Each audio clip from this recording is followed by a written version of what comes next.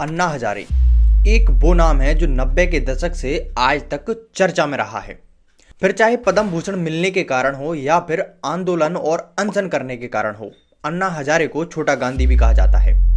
आजादी के समय एक वो महानायक थे जिन्होंने अपने सामने अंग्रेजों तक को झुकने पर मजबूर कर दिया था।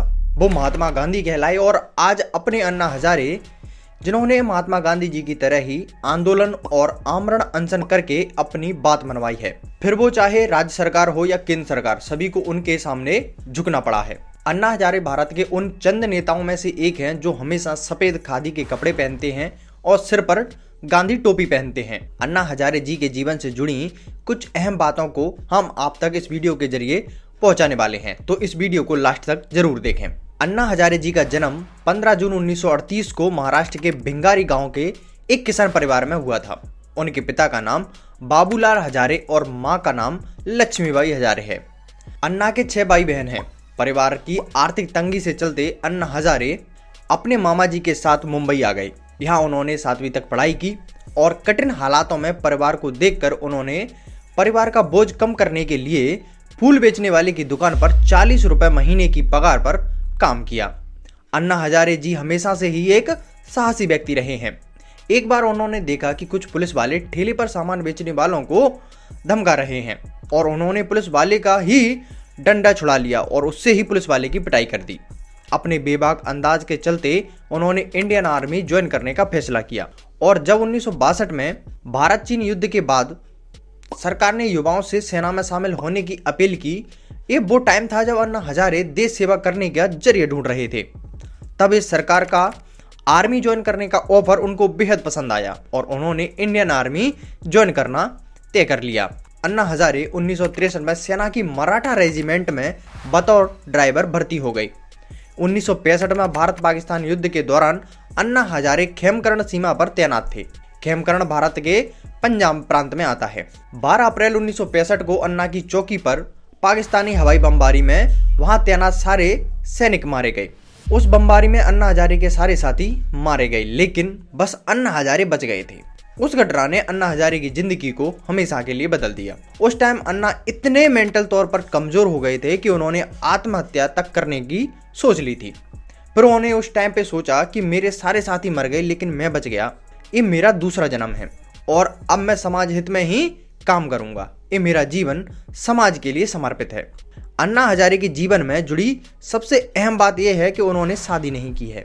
जो स्टॉक पर इंटरव्यू में उन्होंने बताया कि उनकी फैमिली वालों ने उन्हें बहुत सारी लड़कियों से भी मिलवाया कि तुम शादी कर लो, लेकिन मैंने नहीं माना। उन्होंने बताया कि जब आर्मी में कोई भी सेलिब्रेशन होता है तो आर्मी वाले उसको एक बड़ा खाना बोलते हैं। वो जब भी उन प्रोग्राम्स में जाते तो उनके साथी अपनी बीवी और बच्चों के साथ उस प्रोग्राम में आते थे। उनको देखकर वो सोचते क्या मैं गलत कर रहा हूँ कि मैं शादी नहीं कर रहा। और फिर मैं वापस आता और स्वामी विवेकानंद को पढ़ता, फिर पता चलता कि मैं अपनी जगह ठीक हूँ। फिर मैं अपने फैसले पर ही अटल रहता। 13 साल बाद अन्ना सेना से रिटायर हुए, लेकिन अपने जन्मस्थली भिंगारी गांव भी नहीं गए। वे पास के रोले गांव सिंधी में रहने लगे। 1990 तक हजारे की पहचान एक ऐसे सामाजिक कार्यकर्ता के तौर पर हुई जिन्होंने महाराष्ट्र के अहमदनगर जिले के रोलेगांव सिद्धि को अपनी कर्म भूमि बनाया और विकास की नई कहानी लिख दी। 1970 के दशक में शुरू हुई अन्ना हजारे की समाज सुधार योजना। गांव में सालाना 400 से 500 मिलीमीटर बारिश होती थी। गर्मियों के दौरान पानी हमेशा से एक समस्या बन जाता था। खेती काफी हद तक मानसून पर निर्भर करती थी और किसान इर्रेगुलर सिंचाई के कारण साल में एक से अधिक फसल नहीं उगा पाते थे। क्षेत्र में बेरोजगारी भी एक समस्या थी और कई लोग बड़े बड़े शहरों में जा रहे थे। अन्य लोग क्षेत्र में रोजगार पैदा करने की कोशिश कर रहे थे, लेकिन समस्या यह थी कि उनके तरीके अच्छे नहीं थे और गांव में कई बुरे काम करने का स्थान बन गया था। ऐसी निराशाजनक स्थिति में अन्ना हजारे सामने आते हैं और सेना से आने के कारण वे हॉनेस्ट और डिसिप्लिन को फॉलो करने वाले व्यक्ति थे और वे अपने गांव की स्थिति देखकर हैरान थे। हालात आउट ऑफ कंट्रोल हो गए थे और पूरे समुदाय का फ्यूचर अनएम्प्लॉयमेंट और लेस एजुकेशन से बुरी तरह प्रभावित था। जब अन्ना हजारे ने उन प्रॉब्लम्स को क्लोज से देखा तो पाया कि शराब बनाने वाली भट्टियां पहली बुराई हैं जिन्हें मिटाने की जरूरत है उस टाइम पर एक डिस्ट्रिक्ट समिट बुलाया गया और बहुत विचार विमर्श करने के बाद ग्राम सभा में जिले में सभी शराब बनाने वाली भट्टियों को बंद करने का फैसला किया गया।